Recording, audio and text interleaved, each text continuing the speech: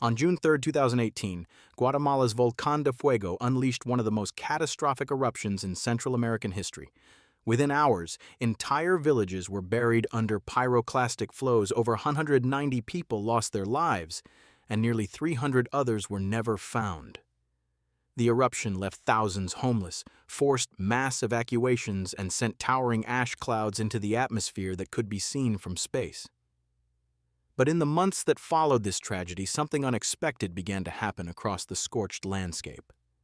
After years of persistent drought that had devastated crops and dried up water sources across the region, the areas surrounding Fuego began to experience significant rainfall and improved soil conditions. How did one of Guatemala's deadliest volcanic disasters inadvertently break a drought that had plagued local communities for years? And what does this reveal about the complex relationship between volcanic destruction and environmental renewal? Watch closely as we explore how death and rebirth can emerge from the same catastrophic event. June 3, 2018, 1200 p.m. local time. For most residents living in the shadow of Volcán de Fuego, this Sunday afternoon seemed no different from any other. The volcano, whose name literally translates to volcano of fire, had been in a near-constant state of activity for years. Small eruptions, ash emissions, and rumbling sounds were simply part of daily life in communities like San Miguel Los Lotes, El Rodeo, and Alotenango. Located just 27 miles southwest of Guatemala City, Fuego is one of Central America's most active volcanoes, having recorded over 60 significant eruptions since the Spanish conquest in 1524. Its frequent but generally manageable activity had created a false sense of security among the 7,000 people living within its immediate danger zone. But what many didn't realize was that beneath the familiar rumbling, something far more violent was building. The meteorological and volcanic conditions that day were creating a perfect storm. Guatemala was in the midst of its dry season, which typically runs from November through April, but 2018 had been particularly harsh. Years of below-average rainfall had left the region struggling with drought conditions that threatened agriculture, water supplies, and livelihoods. The atmosphere was dry, the soil was parched, and communities were desperate for relief. Then, without adequate warning from monitoring systems that had failed to detect the scale of what was coming, Fuego exploded with unprecedented fury. At approximately 12 o'clock p.m., Volcán de Fuego began its violent eruption with a series of explosive blasts that sent volcanic material rocketing into the sky. Within minutes, an ash column rose to heights exceeding 33,000 feet, piercing through the atmosphere and creating a massive umbrella cloud that began spreading across the region. But the ash cloud, as terrifying as it appeared, was not the deadliest component of this eruption.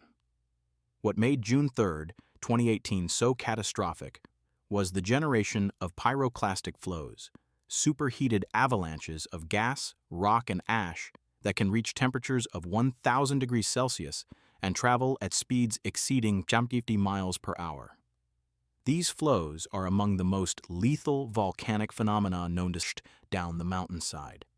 Unlike lava flows, which move slowly enough that people can usually escape, pyroclastic flows give virtually no warning and no time to react. The flow barreled down the Las Lajas ravine at catastrophic speed, heading directly toward the village of San Miguel Los Lotes, mass that moved like liquid but burned like fire. The temperature was so intense that it melted metal, ignited wooden structures instantaneously, and left human remains so badly burned that many victims could never be identified. By 1 o'clock p.m., San Miguel Los Lotes had essentially ceased to exist. The village, which had been home to approximately 3,000 people, was buried under layers of volcanic debris measuring up to 15 feet deep in some areas. Entire families were entombed in what had been their homes just an hour earlier. As the pyroclastic flows continued their destructive path throughout the afternoon of June 3rd, additional communities fell victim to Fuego's fury. El Rodeo, located just northeast of San Miguel Los Lotes, was partially buried as subsequent flows carved new paths down the volcano's slopes. The village of Alotenango, home to roughly 10,000 people, was evacuated as ashfall intensified, and fears grew that more pyroclastic flows could strike at any moment. By nightfall, Guatemala's disaster response agency, CONRED, had confirmed that the eruption was far from over. Fuego continued to generate explosive pulses throughout the night, sending fresh waves of pyroclastic material cascading down multiple drainage channels and expanding the zone of destruction with each passing hour. The scope of the catastrophe became clearer as dawn broke on June 4th. Rescue teams attempting to reach affected areas found roads buried under ash and debris, bridges destroyed by the sheer force of the flows, and entire landscapes transformed into gray, lifeless wastelands.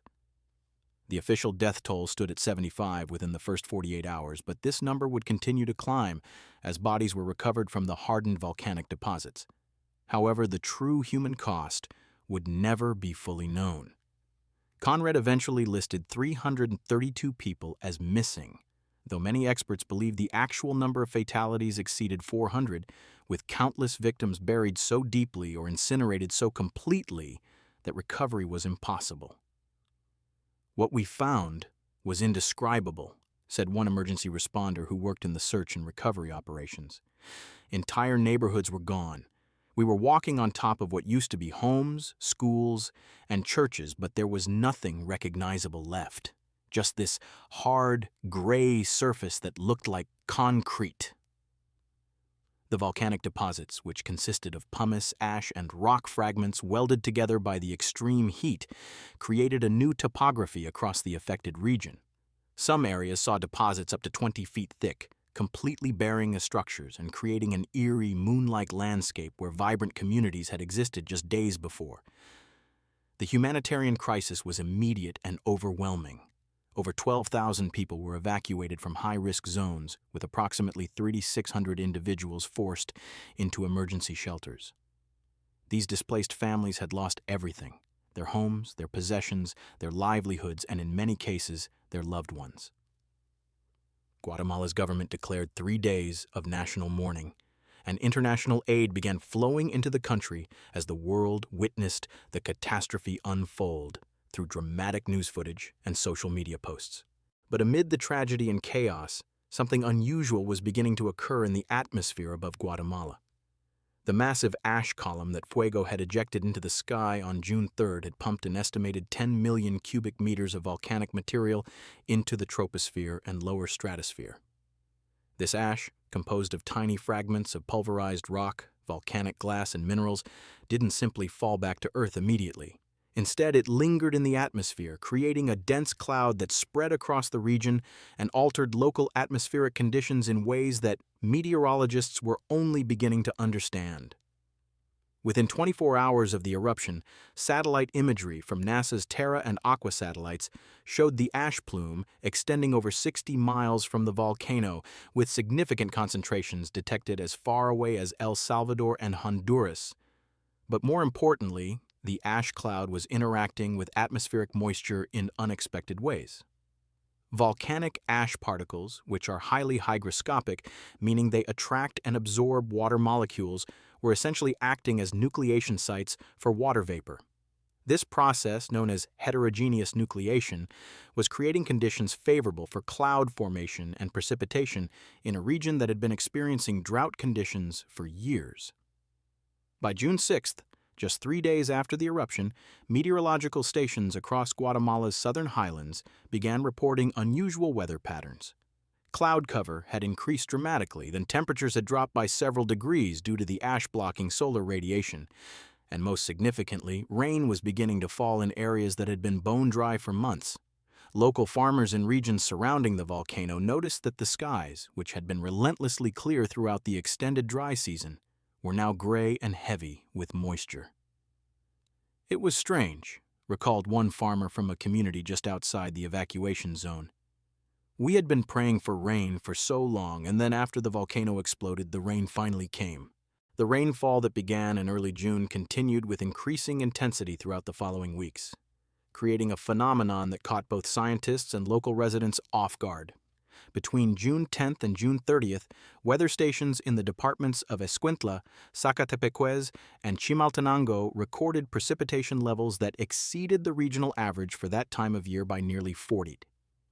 Areas that had received less than 2 inches of rainfall during the entire month of May suddenly saw 6 to 8 inches of rain in the 3 weeks following the eruption. While Guatemala's rainy season typically begins in late May or early June, the 2018 season had been delayed, leaving farmers anxious and the water reservoirs dangerously low. The eruption appeared to have triggered an atmospheric shift that accelerated the onset of the monsoon-like rains that the region desperately needed. Volcanic ash's role in cloud formation and precipitation has been documented in scientific literature for decades, but witnessing it unfold in real time across Guatemala's agricultural heartland provided a stark example of this atmospheric process. The microscopic ash particles suspended in the air provided surfaces upon which water vapor could condense, effectively increasing the efficiency of cloud formation. Additionally, the volcanic sulfur dioxide released during the eruption reacted with water vapor and oxygen in the atmosphere to form sulfate aerosols, which further enhanced cloud nucleation and contributed to the cooling effect that cued Jin-Liao condensation and rainfall. Dr. Rudiger Escobar-Wolf, a volcanologist at Michigan Technological University who studied the Fuego eruption, noted that the injection of ash and gases into the atmosphere created conditions that were conducive to precipitation. The ash particles acted as condensation nuclei, and when combined with the natural moisture flow from the Pacific Ocean during the rainy season transition, it likely enhanced rainfall in the affected regions. This enhancement effect was most pronounced in areas where the ashfall had been moderate rather than catastrophic. Communities buried under feet of pyroclastic deposits saw no benefit, but villages located 10 to 30 miles from the volcano, which had received a dusting to several inches of ash, began experiencing what many described as life-giving rain. The timing couldn't have been more critical. Guatemala's agricultural sector, which employs nearly 32% of the country's workforce and contributes significantly to its economy, had been suffering under drought conditions that threatened coffee harvests, corn production, and bean crops. Water sources had dwindled, irrigation systems were running dry, and food security concerns were mounting across rural communities. As the rains continued to fall throughout June and July, something remarkable began happening to the ash-covered landscape surrounding Volcán de Fuego. The volcanic ash, which had initially seemed like an additional curse laid upon already devastated communities, was beginning to demonstrate properties that would ultimately benefit agricultural recovery in unexpected ways. Volcanic ash is not simply pulverized rock. It's a complex mixture of minerals including potassium, phosphorus, calcium, magnesium, and iron, all of which are essential nutrients for plant growth. When mixed with rainwater and allowed to weather into the soil, volcanic ash can dramatically improve soil fertility and structure in ways that can persist for years or even decades. Farmers in communities outside the immediate destruction zone noticed changes within weeks of the eruption. Fields that had been covered with a thin layer of ash, initially feared ruined, began showing signs of improved water retention after the rains arrived. The ash particles, once incorporated into the topsoil through natural weathering and the mechanical action of rainfall, created a porous matrix that held moisture more effectively than the compacted, drought-hardened earth that had existed before. "At first, we thought our land was destroyed," explained Maria Gonzalez, a coffee farmer from a community near Alotenango. "The ash covered everything, and we didn't know if we would ever be able to grow anything again. But after the rains came and we started working the soil, we noticed it was different. It held water better. It felt richer." Scientific studies conducted in the months following the eruption confirmed what farmers were observing anecdotally. Soil samples taken from agricultural areas that received moderate ashfall showed increased cation exchange capacity, meaning the soil was better able to retain and supply essential nutrients to plant roots. The volcanic glass fragments in the ash, though initially inert, began breaking down through chemical weathering accelerated by the acidic rainwater, releasing their mineral content into the soil profile. Additionally, the ash layer acted as a mulch of sorts, reducing evaporation from the soil surface and helping to maintain soil moisture, even as the intense tropical sun returned between rain events. This phenomenon of volcanic ash enriching soil is well documented throughout geological history. Some of the world's most productive agricultural regions, including parts of Java in Indonesia, the slopes of Mount Etna in Sicily, and the volcanic highlands of Central America itself, owe their legendary fertility to centuries of volcanic ash deposition. By late 2018, as Guatemala approached the end of its rainy season, the complex relationship between destruction and renewal had become undeniable. The same eruption that had claimed hundreds of lives and obliterated entire communities had also broken a multi-year drought pattern and deposited nutrient-rich ash across thousands of acres of farmland. Water reservoirs that had been at critically low levels in May were now replenished. Rivers and streams that had dwindled to trickles were flowing again. And in areas where recovery was possible, farmers were reporting improved crop yields and healthier soil conditions than they had seen in years. The 2018 coffee harvest in regions surrounding Fuego, while delayed due to the disaster, ultimately produced beans of exceptional quality, with some agronomists attributing the improvement partially to the volcanic ash enrichment. However, this environmental silver lining could never eclipse the human tragedy at the heart of the story. The villages of San Miguel Los Lotes and El Rodeo remained buried under volcanic deposits, transformed into mass graves that would never be fully excavated. Families continued to mourn loved ones whose bodies were never recovered, and the psychological scars left on survivors would persist far longer than any drought. Yes, the rain came, and yes, our crops grew better, said one community leader from Alotenango. But we would give all of that back if it meant our neighbors could return, if those children could come home. Nature doesn't negotiate. It takes and it gives, but never in ways we would choose. The 2018 Fuego eruption stands as a stark reminder of the unpredictable forces that shape our world. Volcanoes have always existed in this paradox, simultaneously being agents of destruction and sources of renewal.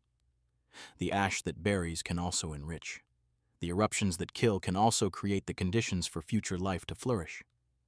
In Guatemala, this ancient cycle played out in real time, compressed into a single catastrophic event and its aftermath. Scientists continue to study the eruption not only to better predict future activity at Fuego, which remains highly active, but also to understand the complex environmental impacts that volcanic eruptions can trigger. The eruption that ended years of drought in Guatemala wasn't a blessing. It was a tragedy that happened to carry unintended environmental consequences. In the relationship between humanity and volcanoes, we are always reminded that nature operates on scales and timelines that dwarf our own understanding, delivering destruction and creation with the same indifferent force.